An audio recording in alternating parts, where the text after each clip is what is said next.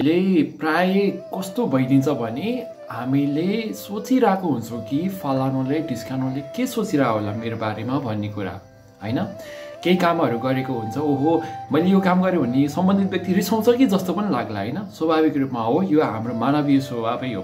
तर एउटा कुरा के विचार गर्नुहोस् भने हेर्नुहोस्, हाम्रो जीवनमा सबैजना आफ्नै कर्ममा सबैजना व्यस्त हुन्छन्। यहाँ कसैले कसैको बारेमा सोच्ने फुर्सदै छैन के।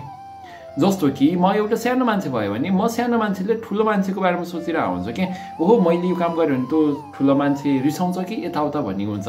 र त्यो ठुलो मान्छेले पनि अझ ठुलो मान्छे या अलिकति शक्तिवान मान्छेको बारेमा सोचिरहेको हुन्छ। भन्नाले एकअर्कासँग हामी सबैजना यति धेरै इन्गेज हुन्छौँ कि ओहो फलानुले के सोचिरहेको होला, यदि मैले आफ्नो काम गरेँ भने मैले नाइ भने ऊ रिसाउँछ कि भन्ने कुरा पनि हामीले मनमा लिइरहेको हुन्छ होला।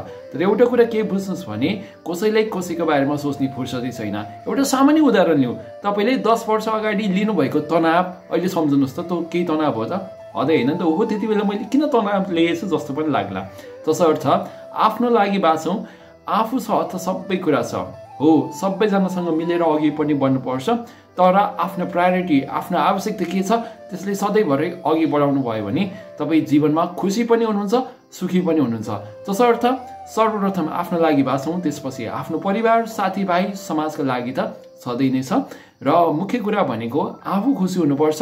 आफ्नो लक्ष्यमा आफ्नो सपना के छ, आफ्नो दैनिक कार्ययोजना के छ, बिहान म यो काम गर्छु, दिउँसो यो काम गर्छु र बेलुका यो काम गर्छु भनेर लिस्ट डाउन गर्नुहोस् र त्यो प्रायोरिटी अनुसार तपाईँहरू हिँड्दै गर्नुहोस् भयो भने तपाईँले ओहो फलानुले के सोच्यो, ढिस्कानुले के सोच्यो भनेर तनाव लिन आवश्यक छैन। तसर्थ तनाव कम गरौँ, सुखी जीवन बाँचौँ। धन्यवाद, शुभ दिन।